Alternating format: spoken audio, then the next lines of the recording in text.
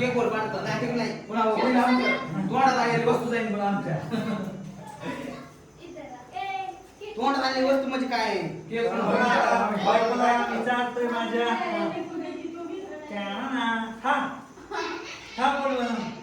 बघा मित्रांनो दादा वहिनी केक चालल्या कसा वाटतंय व्हिडिओ आता मित्रांनो सगळ्यांनी तर चालला केक आता दोनदा त्याला चालताव का आम्हाली हा आता